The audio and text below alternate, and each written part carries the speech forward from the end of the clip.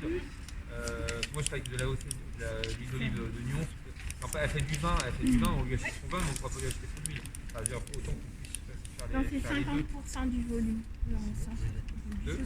Il y a 50% du volume, donc ça laisse la marge des autres 50%, par exemple de l'huile, de la drôme, des choses spécifiques. Tu veux dire dans le manifeste, le but c'est d'atteindre 50%. Ouais, de produits locaux. Mais du coup, là, aujourd'hui, c'est qu'on est là pour parler des fournisseurs. Est-ce qu'on ne peut pas se mettre au clair sur cette liste et se dire on crée une base de données quoi et ensuite comme je disais, chacun va aller piocher les fournisseurs ou genre tiens, il y a un producteur d'huile d'olive bio, est-ce qu'il n'y a pas moyen de rentrer en contact, savoir si on peut faire des envois collectifs comme les citrons de Bachès par exemple, des trucs comme ça quoi. C'est ce qui va être fait. Pardon. Pour revenir sur les tarifs tout à l'heure, peut-être qu'à l'inverse, là sans même parler des producteurs, quand on parle de communication, etc., une fois de plus dans un second temps, je ne peux me faire que des copains. Il y a aussi peut-être un moment où les prix, les budgets, je pense qu'on le voit tous avec l'emporté, qu'on est tous en train d'emballer en ce moment, il y a aussi un moment où, sans devenir désagréable, être méchant avec les gens, peut-être que manger un entrée, plat, dessert pour 7 jours, c'est pas possible. Si on veut manger des Ouais, mais alors je pense que le but d'endroits nous on est, on ne peut pas. Je parle juste sur l'emporter, je parle pas de contexte social classique. Ouais. Effectivement, ça n'a rien à voir. Là, je te parle nous tous un peu mélangés. Une fois de plus, ça n'a rien de pas les gens qui sont pour qui les situations sont très difficiles, mais on voit bien dans le centre. Nous, on habite près de la place de la mairie et quand on voit le midi, c'est que des enseignes, c'est du pitaya, et vous regardez les prix, oui, c'est cher en fait. Les prix sont chers, Et je trouve que là, aujourd'hui, et le confinement n'aide pas en ça, nous on est en train de s'arracher les cheveux, à se dire oh ça va peut-être être trop cher, essayer de l'emporter. On essaye de faire au maximum pour faire des produits de qualité. Et à l'inverse, il y en a beaucoup qui font de la merde délibérément à des prix qui sont beaucoup plus chers que ce que nous on propose. Et que le fait de faire un collectif avec des produits de qualité, c'est peut-être aussi accompagner les gens à leur dire faites attention parce que il y a des grosses chaînes sur Rennes. Et voilà, et ça je pense qu'il faut vraiment qu'on garde en tête. Évidemment, les prix sont très importants, évidemment, c'est pas un petit producteur, il faut aider tout le monde. Mais il faut aussi accompagner les gens dans leur démarche, à leur dire on comprend, il y a des tickets restaurants du midi, mais quand tu vas manger au McDonald's, je pense que tu t'en sors pas à moins de 10 € par tête. Ouais, c'est de la sensibilisation, carrément. Ouais, voilà. Bien sûr. Tu vois, je trouve que c'est un truc qu'on est tous en train d'oublier un peu, à se dire ouais, mais là, sur l'emporté, tout ça, emboîte le plat, expliquer aux gens quand on fait des démarches que tout ça, ça se paye, tout ça, ça prend du temps, tout ça, et qu'il y a des choses qui sont en train de se passer qui sont pas normales. C'est pas à nous de toujours s'arrêter et baisser notre gueule et dire ouais mais ça c'est trop cher. On a des producteurs qui sont juste à côté de nous et ces gens-là méritent de travailler. Ça revient à ce qui se passe avec une menace avec Gantine au marché, etc. Il y a des choses qui sont pas logiques. On en fait partie et être acteur de tout ça et essayer de travailler ensemble sur des producteurs qui sont juste à côté de nous. S'ils ont besoin de nous, il faut qu'on soit là pour les aider et vice versa. Et le prix fait partie. Et après les gens à comprendre que... Ça c'est un gros travail d'éducation en fait. Faut amener de la lecture. Mais ça c'était... Ouais, un sens critique, ça, mais ça c'est énorme en fait, c'est un travail de fond, c'est de la sensibilisation dans les écoles, c'est plein de choses ça. C'est aussi pour ça qu'il faut qu'on ait des restaurants de différents volumes et différentes gammes de prix, mais d'expliquer pourquoi un gastronomique va te faire payer tant de prix parce qu'il y a tant de gens pour te faire un truc aussi pointu avec de tels produits et que de gens, par exemple comme vous, un peu plus sur le volume mais des bons produits arrivent et pourquoi, enfin expliquer tous les prix. Ou pareil, sur des, il y a 120 couverts le midi, pourquoi, c'est amener de la lecture aux gens. Et moi, c'est le boulot que je fais en salle et avec les gens en participation, la moitié du temps, voire quasi tout le temps en fait. De pourquoi on travaille ça, comment on le travaille, c'est quoi le produit final et pourquoi on le voit comme ça. Et en fait, on fait cette vulgarisation, mais c'est sur le long terme et c'est constant en fait. En fait, il faut expliquer aux mecs, au lieu qu'il y ait 200 grammes de poulet, de Ouais, voilà. alors lui, on a mis Exactement. 120 grammes. Ouais. Ça, c'est en moins un temps de com. C'est compliqué. Ouais, voilà. C'est des actions peut-être à mener, Ah, mais il y aura des mises en avant de la boule producteurs, affichée, tout ça, de travail. Mais l'idée, là, d'abord, c'est de. Faut pas croire, la plupart des gens s'en branlent. Enfin, je suis Et ensuite, déprimé, mais on la plupart des gens s'en branlent. Et Simon voulait dire un truc depuis tout à l'heure. Ça fait déjà un moment, entre-temps, on va te parler d'autre chose. Je reviens dessus, vas-y, Simon. Rewind. Non, ce que je disais tout à l'heure, ce qui me dérangeait un peu dans la notion de piocher des producteurs, c'est qu'en fait, il ne faut pas en oublier la notion de fidélité, quoi. C'est-à-dire qu'à un moment donné, le mec, il bosse, et si on commence tous à l'appeler, puis un jour je bosse avec lui, et puis le lendemain je bosse avec l'autre, et puis il faut quand même que aussi le collectif s'engage à... faut pas les mettre les mecs dans la merde, quoi. Si Bien un sûr, jour, bien on sûr, bosse bien avec sûr, le mec bien qui sûr. prend 20 poulets par semaine, et puis le lendemain, non, on a décidé de bosser avec quelqu'un d'autre parce qu'on a pioché ailleurs. Tu vois, moi je pense qu'il y a quand même un espèce d'engagement à avoir là-dessus. Après, ça commence comme ça Ouais, aussi mais en là, fait, chacun- une relation de je trouve que fidélité, le c'est que tu essayes. Comment? Enfin, tu essayes aussi en fait, tu vois si ça roule, si tu vas, je sais pas, tu vas prendre par exemple les volailles d'Olivier Renaud. Moi j'ai essayé une fois, en fait je suis hyper juste dans mes coups, mais j'ai voulu essayer. Ouais. Mais du coup après je peux pas continuer Ça du t'empêche coup. pas d'essayer, mais si tu veux, faut pas non plus que le producteur, aujourd'hui, on est dans un modèle où on passe en direct, faut pas se transformer en un métro du producteur local, quoi. Non, bien sûr, À un moment donné, il y a un rapport humain à gérer, et je pense que ça, il faut l'intégrer, quoi. Bien sûr. Mais sur ça, tu le demandes à ton producteur, tu lui dis est-ce que tu veux. Ouais, non, mais si de base, moi Oui. j'ai que des. J'ai que des tout petits trucs, quoi. Je pense que le seul qui.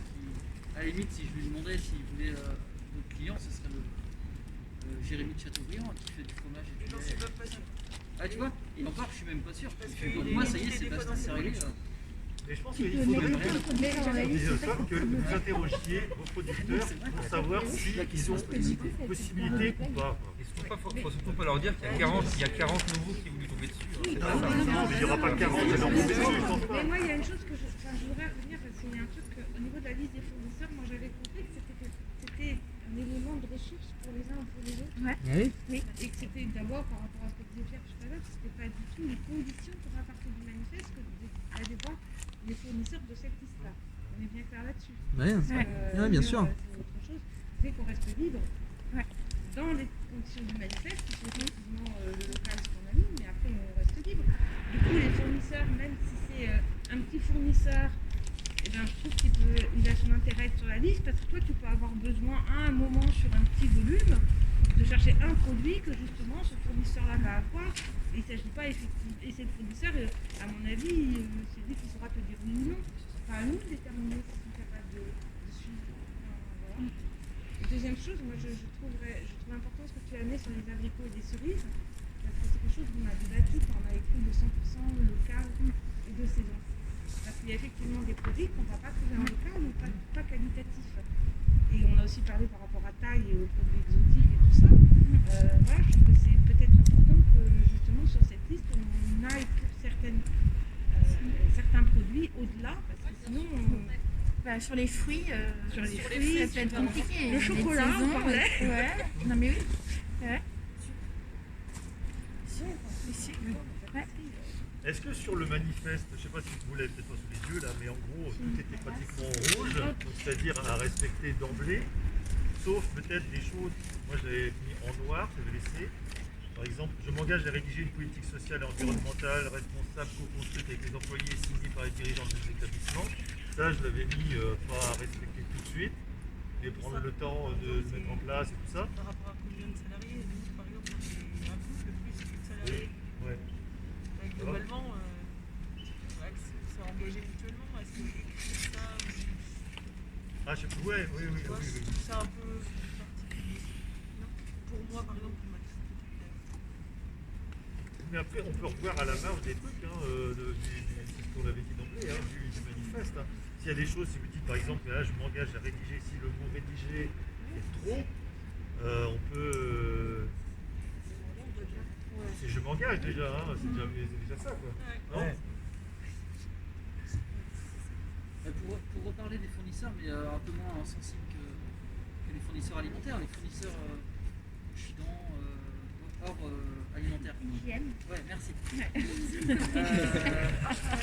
Là, on utilise tous, à mon avis, des produits ménagers, mais là, ça serait cool. Par contre, je pense qu'il y a une grosse production de produits ménagers. C'est pas un petit producteur. Donc là, je pense qu'on aura plutôt un coup à jouer, quoi. À se mettre à plusieurs, je sais pas, à réfléchir Pour avoir des prix, ça, tu veux dire. Je sais pas exactement. Pour l'hygiène, c'est plus simple à faire. Et C'est plus qui simple. s'est mis dans cette commission? Ah ouais, d'accord. Ça avance, ça avance. Je crois qu'il y a Tellement 6 000. intéressé qu'il y avait l'idée qu'elle nous apprenne à Je crois qu'il y a combien de Ah ouais. Mais l'idée c'était ça, quoi. C'était d'avoir effectivement de faire des propositions pour ceux qui n'en ont pas, et puis pour pouvoir négocier des prix. Ah ouais.